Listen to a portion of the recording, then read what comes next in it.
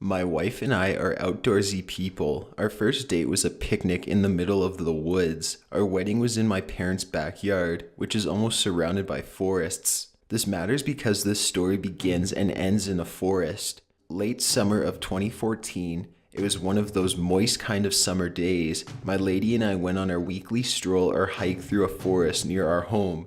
About 3/4 of the way through, she noticed a pile of hair, wire-like hair.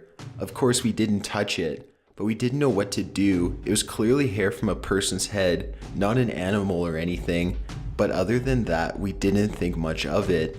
The next week we went back, but this time the hair was gone. In the place was a letter, clearly had just been placed there, as if someone was waiting for us. The letter read, "Why did you ignore me?"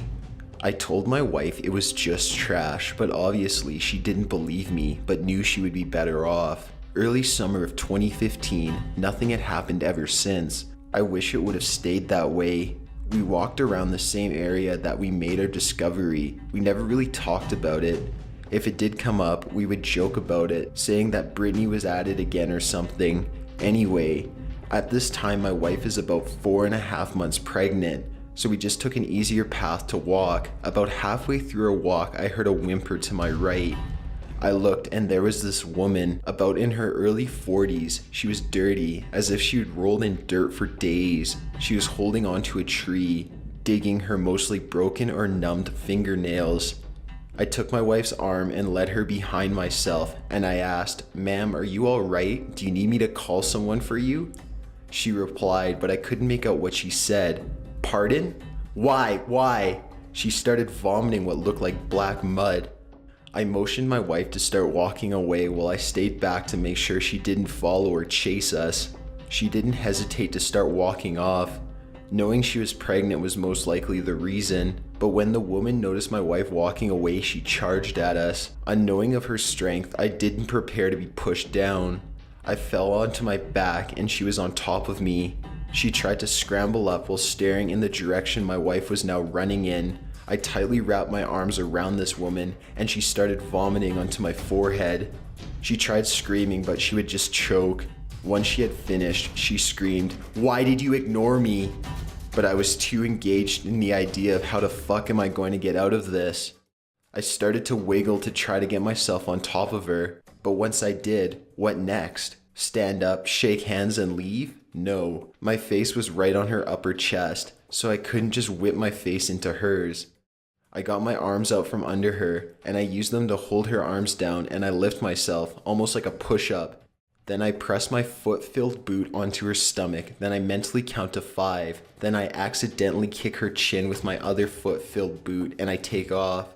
I look back at her gripping her jaw and reaching for me while screaming. It's amazing how fast a person can run when they feel like they could die.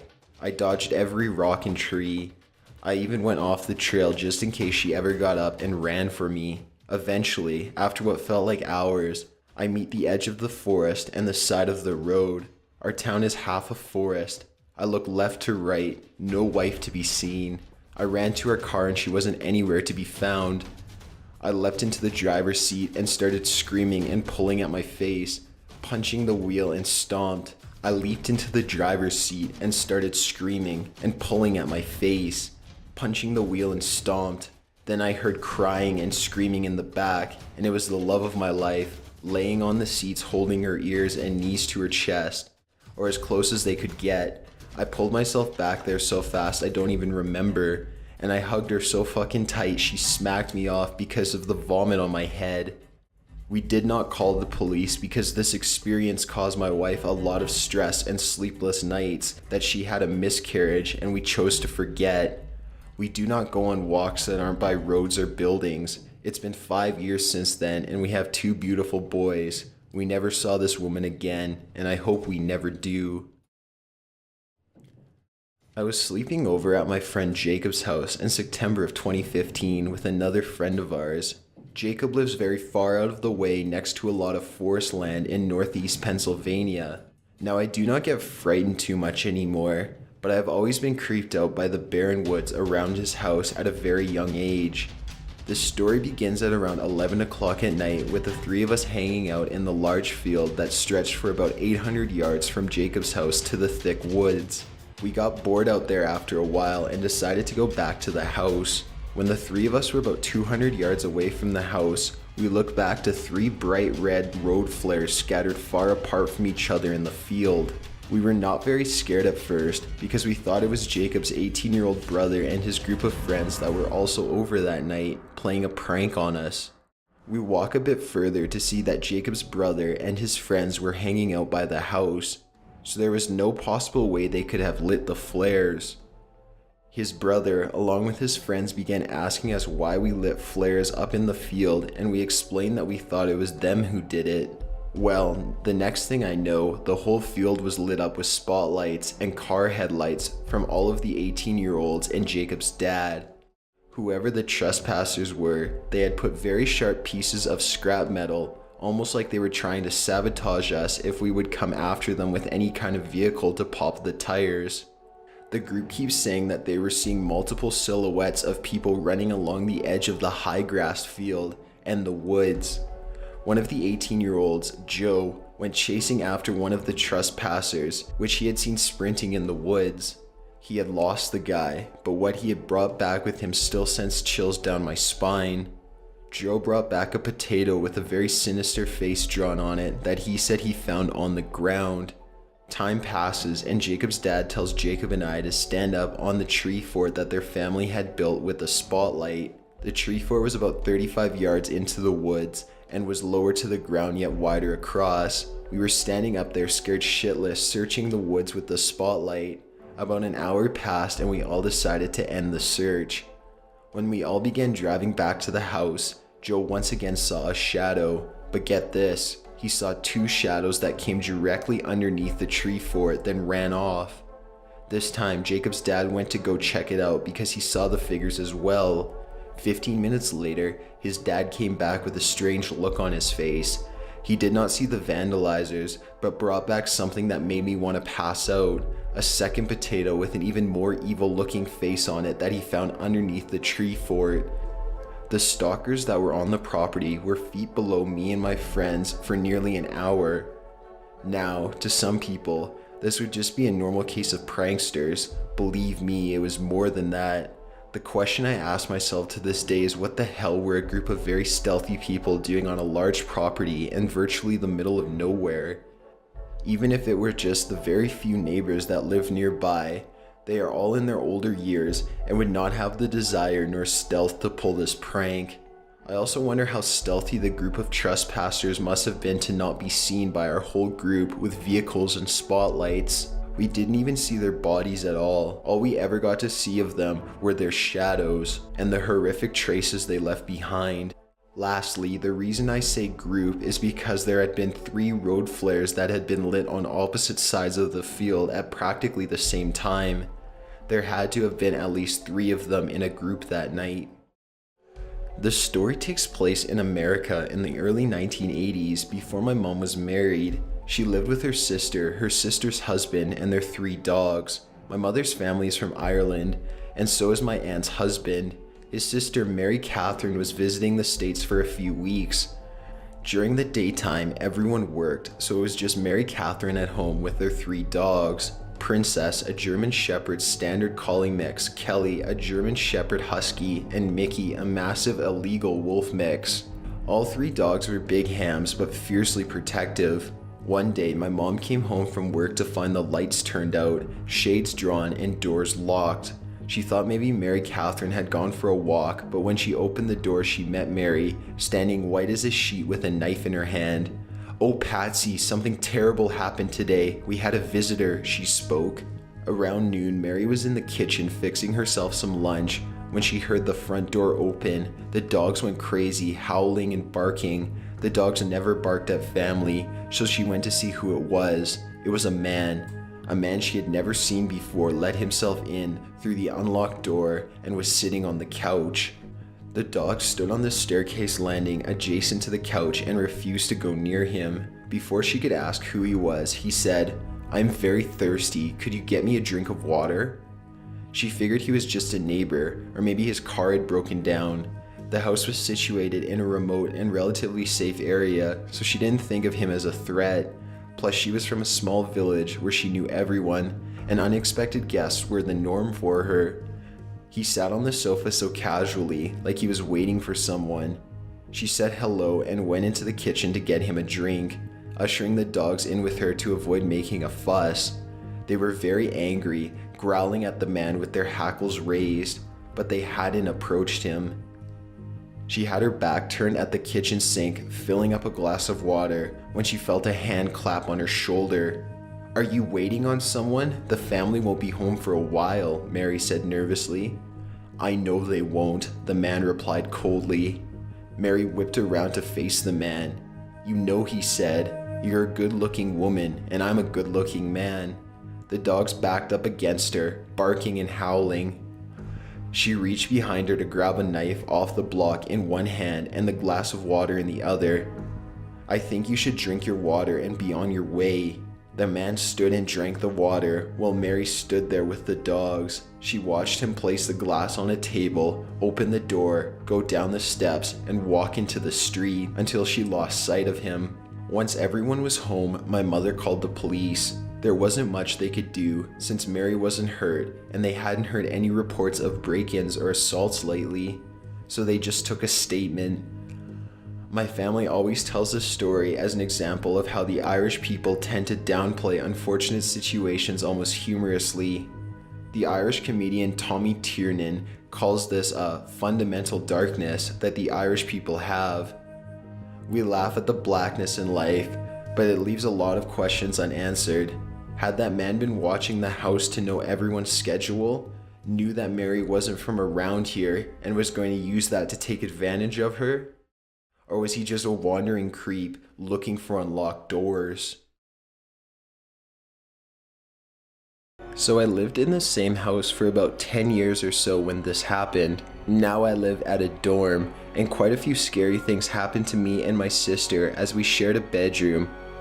We're only 3 years apart and both girls. She also didn't like to sleep alone at that time, like most kids. Well, about 5 years into living into that house, my sister was about 10 and she was at the top bunk of our bunk bed. In the middle of the night, she suddenly screamed and I woke up asking what happened. She said she looked over the bunk bed rail and saw a figure in white, a female, walking around. For the sake of keeping her calm, I told her it was me getting up to get a drink. She accepted it and went back to sleep. It wasn't me. Since then, nothing happened until we moved into a different room in the house, switching rooms with our parents since they were putting down new carpet. After that first week, I started getting woken up in the middle of the night from different things. Some of them were just something smacking my bed, like with a large book. Several times I woke up with someone whispering into my ear. I would hear things fall to the floor, but in the morning nothing had. There was only one time I ever saw anything, and I believe it to be a different, spirit than the one that woke me up all the time. It was standing over my bed, and for the few seconds I saw it, I saw my grandfather who died when I was 10. This was kinda weird, but I was almost expecting it, as 4 other people in my family had seen his spirit, and my grandmother thinks he's watching over us and keeping bad away. I screamed, and after that I stopped being woken up in the morning by whatever until it came back for a few months. But there were fewer incidents. Ever since I moved to my dorm room, there's been nothing, which is good. The only noise I hear is the person next door getting ready for work at 3 in the morning. And now, since my sister has taken over my bed at home, because there was a spider on hers and my bed was more comfortable, I've been sleeping in the guest/game room, my older brother's old room. I haven't had anything happen to me. Still, just thinking about it makes me freak out. It's early November, cold, rainy, around midnight. My fiance and I like taking spontaneous late night drives. We typically start out on one of the main roads within our city and keep following it until we hit the next town. Sometimes our drives last hours. The layout of my county and the surrounding counties is a little bizarre. All of the cities and towns are isolated by large spreads of woods and country. I live in a relatively large college town, but a half-hour drive in one direction can land you stranded on jagged, unmarked gravel roads in the middle of nowhere, or in small, weird villages that no one knows about. It's actually pretty exciting, and that's why we do it so much. So it's midnight, and we're nearly lost.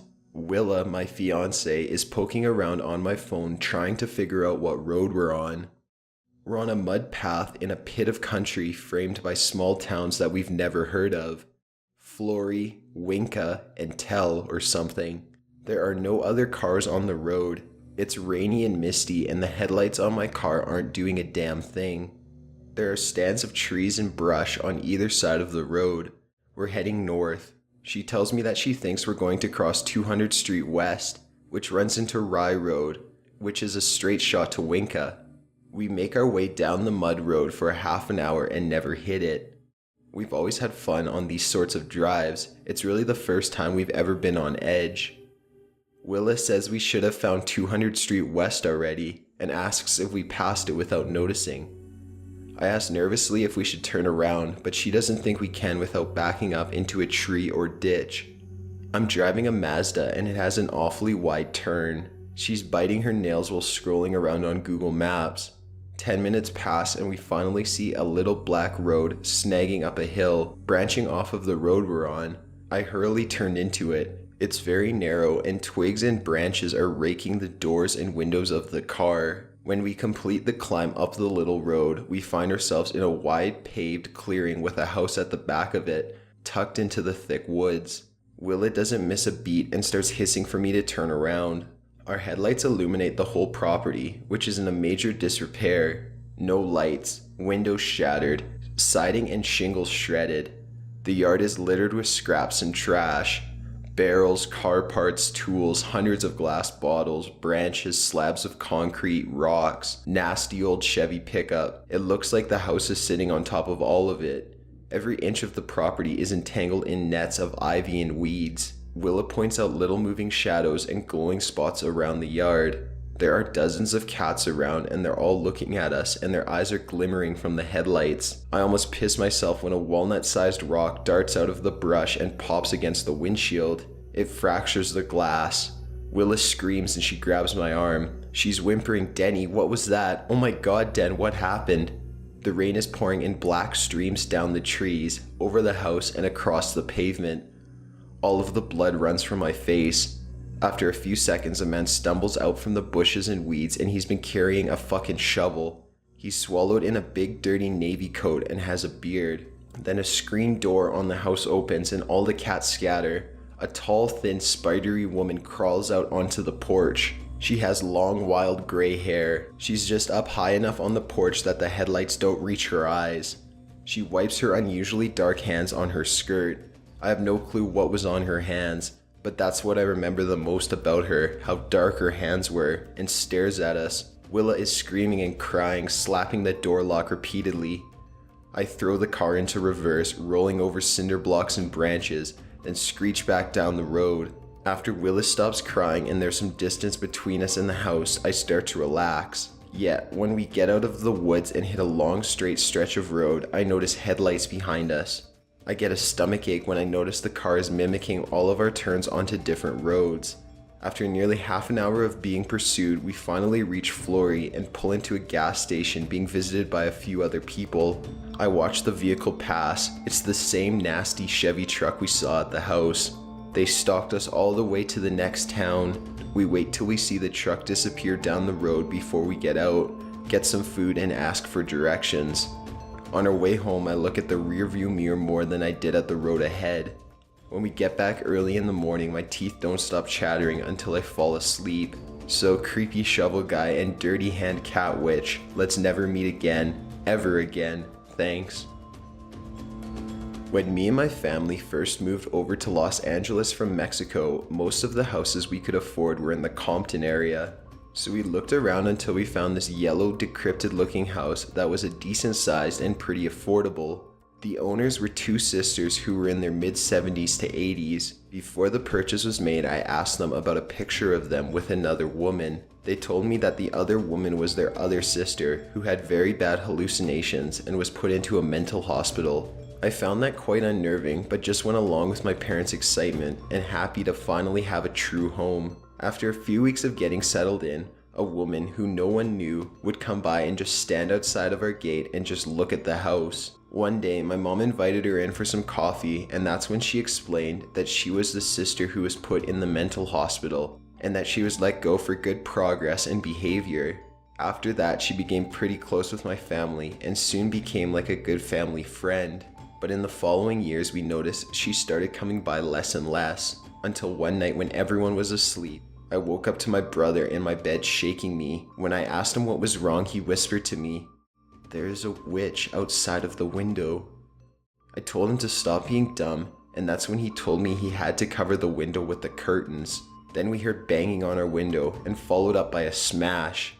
Now at the time we had half of the window covered up by our mirror so that no one would be able to get in. But we saw this so-called witch trying to get in, and we noticed she had a knife in her hand. It wasn't until I saw her face that I grabbed my brother and I ran with him to my parents' room. My dad thought we were being stupid until he heard screaming. She was yelling at the top of her lungs, "Get the fuck out of my house, you fucking beaners, I'm gonna kill you." My dad then grabbed his gun and shot a bullet into the window. He yelled that if she tries anything, he won't hesitate to blow her head off. My mom called the cops and we waited. They arrived in 10 minutes and they found her in the bushes waiting for us to get out. When they arrested her, we realized that it was the sister who was in the hospital. We also found out she was covered in blood from killing one of the neighbor's dogs. To this day, I have realized that maybe she was starting to have hallucinations again and must have thought her old house still belonged to her. After that, we ended up moving to a small house in Downey. But if there's one thing that I will never forget, it was her face. She looked not only out of it, but completely insane. This is a bit of a long story. There are 3 of us. We'll call them Nate, Brandon, and Jay. I'm Nate, and the story will be told from my perspective of the experience. So it's the beginning of the 9th grade. School started about 2 weeks ago. It's early September. So it's a Friday night. My friend Brandon and I were extremely bored just sitting at his house playing Halo Reach and Super Smash Bros. Melee. So it was about 5 o'clock in the afternoon. Neither of our parents were home. Mine were on a business trip. His just worked really late.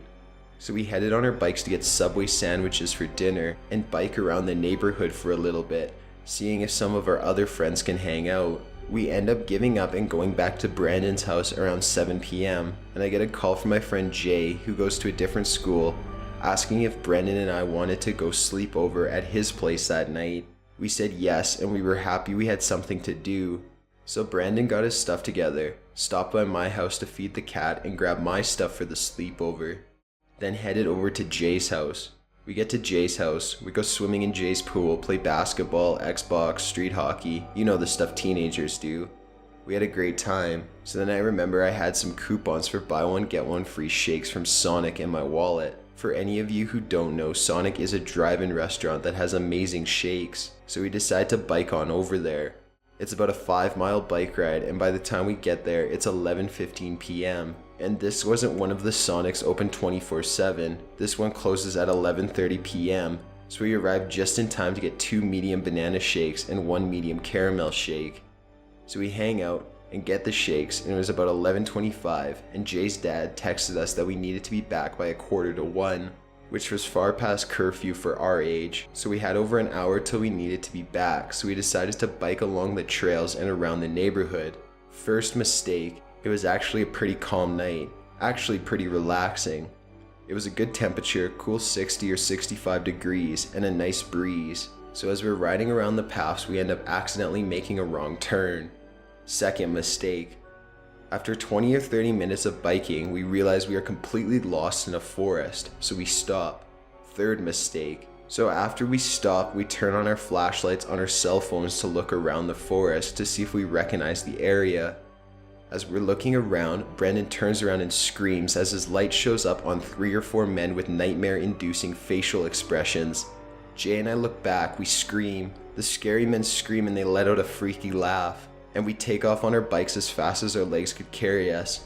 We were never 100% sure if they chased us or not, but we were going too fast to notice, and we didn't want to risk slowing down to look back and have a chance of getting caught by them. As we get out of the forest on the streets, we pass a traffic light, and the street sign said Route 55, which was almost 10 miles away from our house, and we didn't know how we ventured out that far, but at least we knew how to get home from there. The only words that were uttered from us till we got back to Jay's house were, "Turn left here." We didn't see any cars on the road on the ride home, so we assumed that if they were following us, that we lost them. Every time a car passed by, we were worried it was them, but as we got closer and closer to the house, we saw less and less cars. Jay lived on a street that went up a hill and had a cul-de-sac on the top of the hill. Most of the houses were pitch black on the street. When we got home, we immediately checked to make sure all the doors and windows were locked just in case. We then scrambled upstairs to Jay's room and sat in a circle on the floor in complete silence. Then Brandon broke the silence by saying, "Nate, Jay, what the hell just happened?" The three of us are still really good friends to this day. We never saw the people we saw in the woods that night again. It's been a few years since then, but one thing's for sure, the three of us will never forget that experience.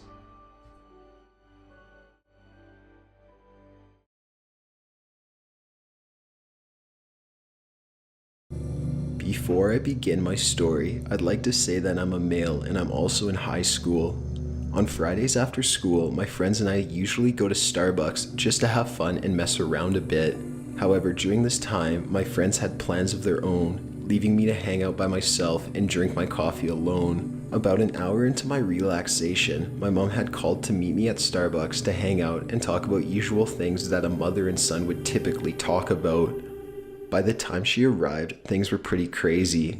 The weather was beginning to turn ugly and a lot of people were rushing inside to get warm food and drinks. One of the people, a very well-dressed lady, sat right next to my mom and I. She began saying something like, "You guys can come to my house and get $1 million," or she would say, "You guys get an A+. From the sound of it, we could easily tell she was mentally ill, so we decided just to go with the music and play along with the conversation she was having with us. About a few minutes in, shit started to get pretty crazy. The lady began talking about how she used to be a teacher and that she was fired from her job because someone tried to murder her. The way she talked about this was really disturbing. Eventually, she left without a trace and we hadn't seen her for a while. About a few days later, one of my friends and I were hanging around the same area and spotted the lady talking to people. She said the same crap to me and my friend, but we took it in a kind gesture, only because we knew how to deal with her. We decide to chill for a bit when we see cop cars pull up near the downtown grill.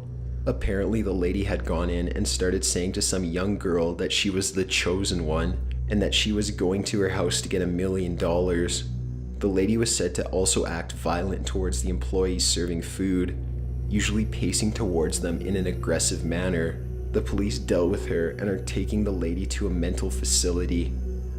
All I know is that she was mentally ill, and even though she seemed harmless and would hopefully never hurt anyone, it was still disturbingly eerie to know what was going through her head. I grew up in a house with most of my family, which a lot of them claimed was haunted, but until my late childhood, I never believed a word, until the night I fell asleep in my mom's bed. To start, I'm an adult now, in my late 20s. I live with my wife-to-be in Canada. The story I want to tell happened when I was 9, I think, and I've never really talked about it. It's not terrifying, but super creepy. My family moved a lot within my city when I was a kid. It was my mom, my grandma, my baby sister, and me. My mom worked nights, she's a nurse, and normally wasn't home until 8 or 9 in the morning. My grandma at the time was in remission from lung cancer. She was an insomniac, so even though she had a room, she normally stayed up in the living room watching late night Law and Order reruns. Anyways, on this night my mom agreed to let me fall asleep in her room, as young kids are allowed to do. She had a pretty comfortable bed, and my grandma was in the living room as usual if I needed anything. I was pretty tired, so I fell asleep pretty fast. I should probably mention I'm a hard sleeper. My family jokes that I sleep through a hurricane. I've never had night terrors or anything like that, which makes this harder to explain rationally. My mom went to work right after I went to bed, gone for the night to her job. I could hear the Law and Order theme playing as I dozed off, so I knew where my grandma was. I slept pretty well until I woke up to a sudden, heavy weight at the end of the bed. My eyes flashed open quickly, but at first I wasn't too worried as I thought maybe my grams was coming to check in on me and rub my back, grandma kind of stuff, until I heard her cough from the living room. I froze, my head under the covers, refusing to move them, thoughts running. Was my mom home early? No, if it was my mom, she would move closer or lay down beside me, not sit at the end of the bed, seemingly just staring at me, no words. Was it my little sister sneaking out of her room to sleep in my mom's bedroom? No, the weight was too much, too heavy, like a grown adult. Then I started to feel uneasy, unsafe. The weight wasn't moving, just felt like it was sitting there, watching me, knowing I was awake and could sense it there. I wasn't willing to move. I barely breathed just to hope it would go away, but it didn't. For what seemed like hours, but was probably mere minutes, the standoff continued, me hiding under the covers, it sitting there. Stoic, unnerving, intimidating, until finally the weight lifted and went away, taking the sense of dread with it. I was feeling drained and exhausted, and that led to me finally blacking out back into the safety of sleep, waking up just in time to hear my mom come in the front door.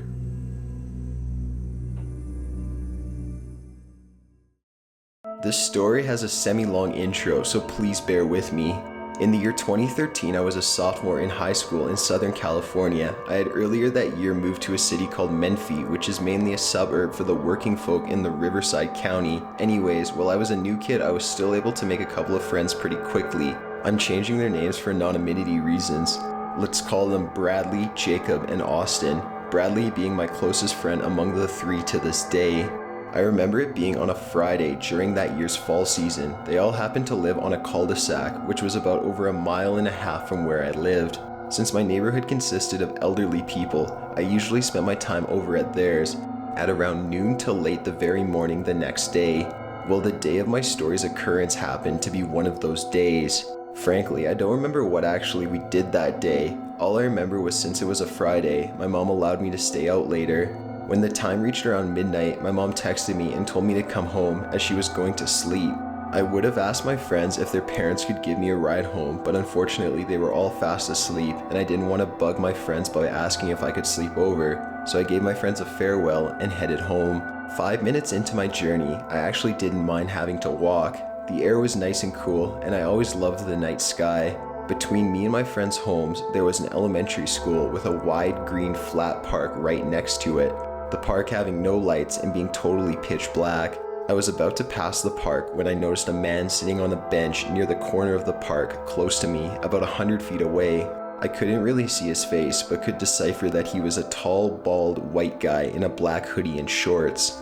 Besides glancing at him once and taking in all those details about him, I didn't really pay much attention to him and continued on my way. I just kept walking forward, occasionally glancing at my phone for no particular reason. When I neared the lamppost near the sidewalk I was traveling on, I noticed that when I looked down in front of me, a second shadow opposite to mine was casted. I instantly thought it was someone else, that guy I'd seen earlier most likely being the caster. I quickened my pace while trying not to make it too obvious to get some distance between me and whoever was behind me. Now, some people probably wouldn't mind or care if they had to share the sidewalk with a stranger, but since it was late at night and I'm a pretty scrawny guy, I didn't want to risk getting mugged. Eventually, I decided to cross the street. I looked both ways for cars, but obviously it was to see who was behind me, and sure enough, it was the same man. It was a little brighter due to there being lampposts, and I quickly got another look at him. He was built and about 6 feet tall. After I crossed, I continued down my same route, but shortly after, I noticed that the guy had also crossed the street and was once again right behind me.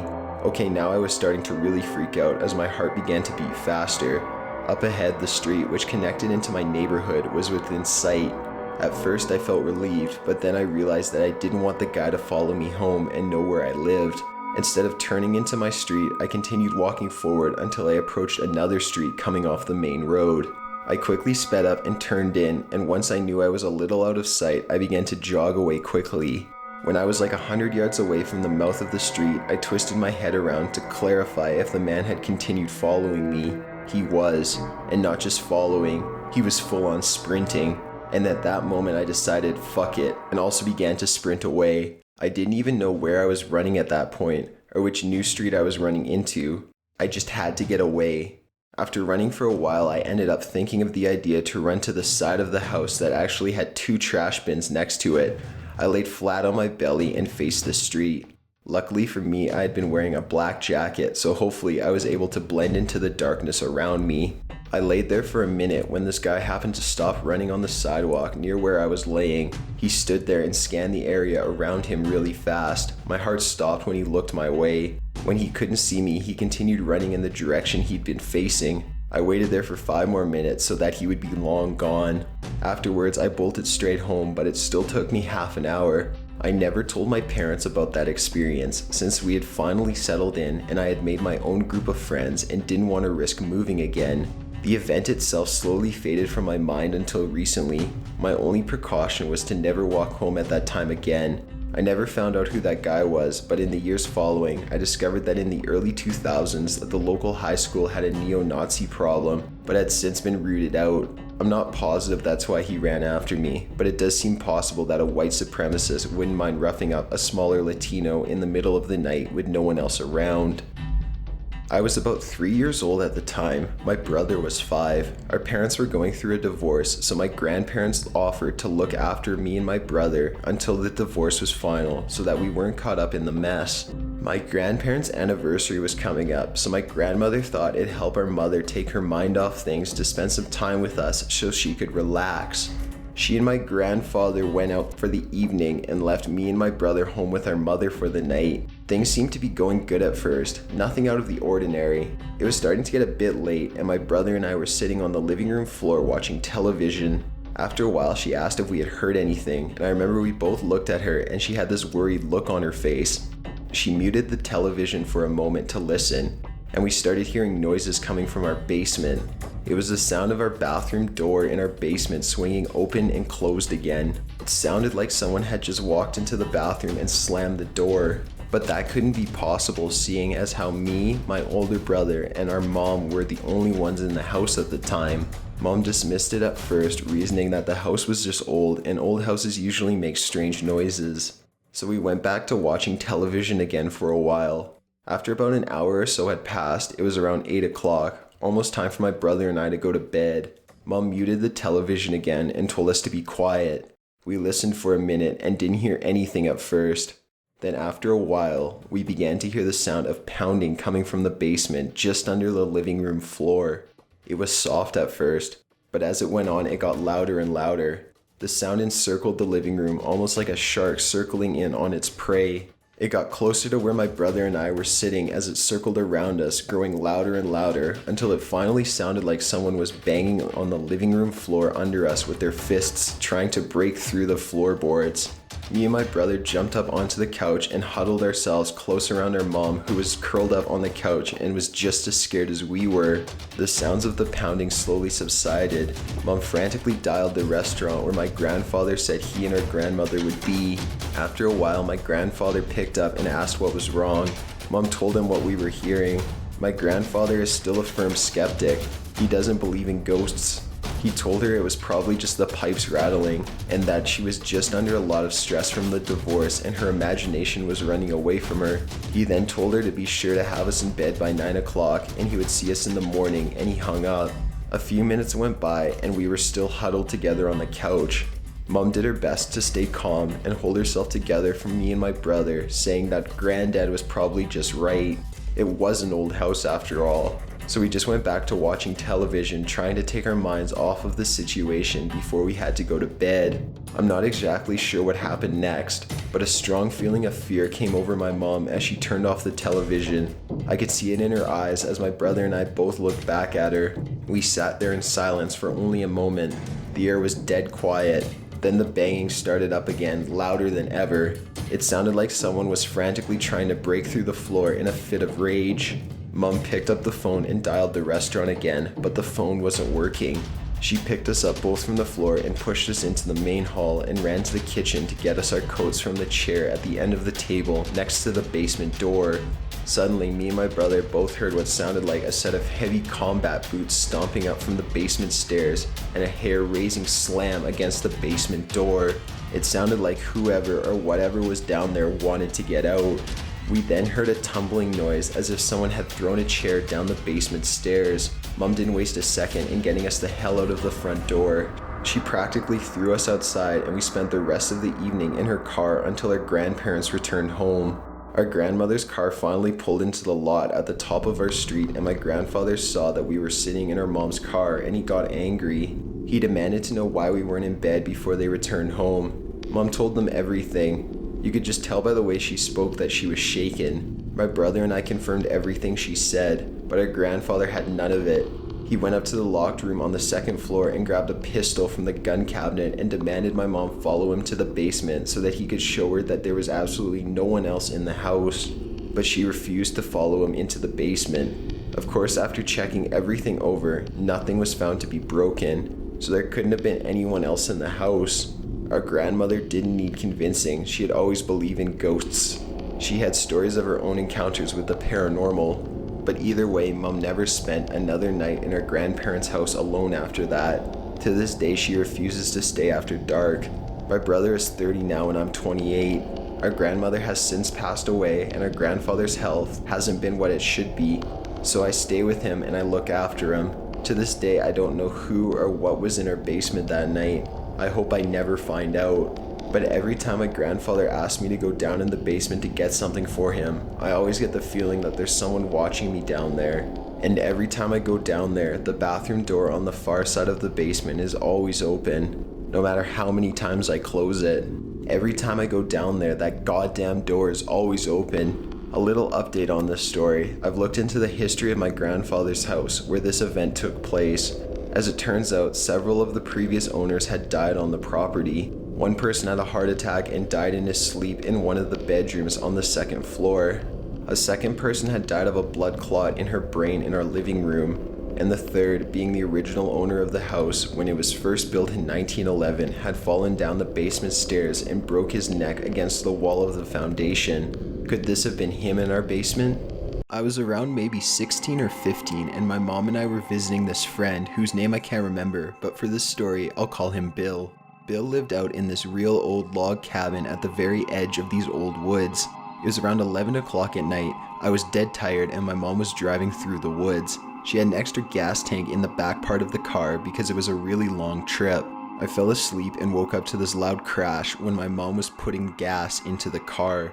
It freaked me out. My mom told me to stay in the car because it sounded like a loud gunshot crossed with a lion roar that came from a real pissed off person.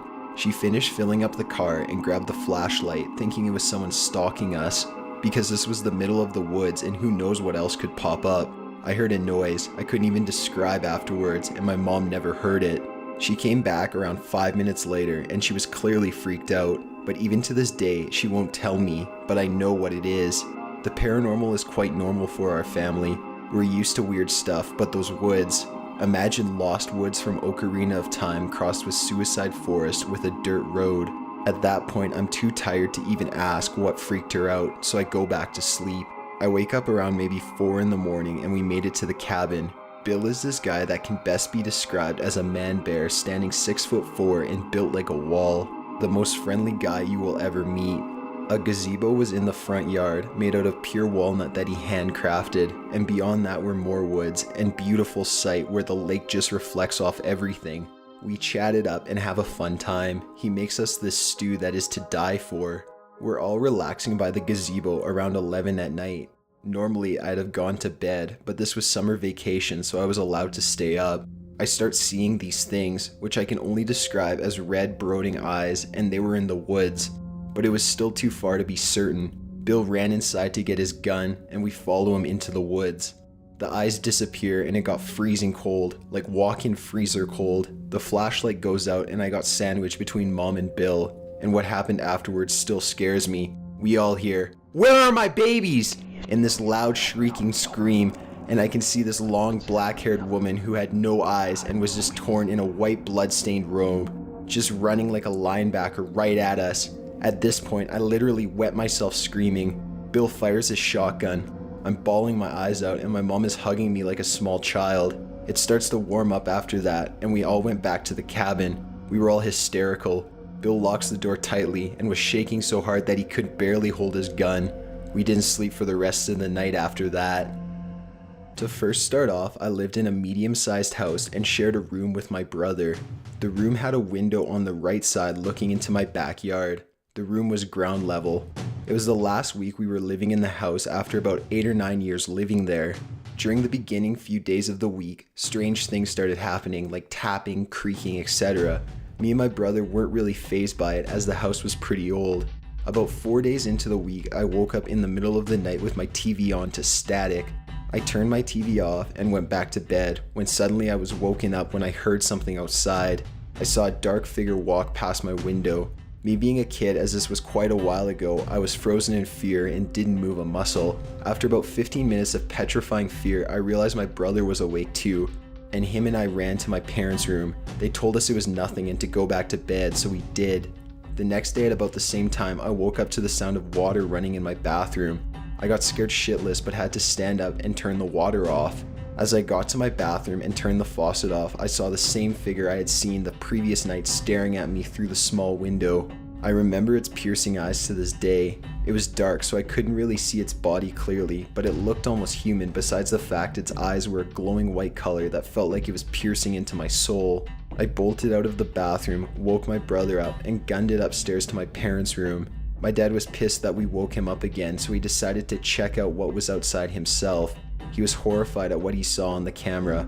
The cameras caught a glimpse of a black figure walk into frame right before all the cameras went static. My dad didn't want to call the police as they would have thought he was insane trying to explain there was a monster stalking his kids. The next morning I asked my brother if he woke up and anything happened to him in the nights prior to what happened, and he said he had woken up but not seen anyone or anything. The next couple of nights were eventless, but we kept alert to make sure nothing happened in the night. It was the final night before we moved out. I was woken up yet again, but at the exact same time as my brother. It was as if we were in sync. The creature was directly outside of our window staring at us with its white eyes. My brother screamed as loud as he could and our dad ran out with a gun and shot the figure. Right before he shot, the figure punched the window, leaving a shattered fist mark in the window glass. The figure ran around the corner of the house, leaving no blood trail and no evidence besides the broken window. My parents called the police and explained what happened. The police officer said there had been multiple calls with the same figure around the area. We moved out the next morning after trashing the broken window. We left the city never seeing the house or the creature again. Maybe it was something or someone that didn't want us to leave. But all I know is that I would never go back to that house again. I've always been into paranormal stuff, ghosts and whatnot. What happened to me took place on the week of Halloween in 2014.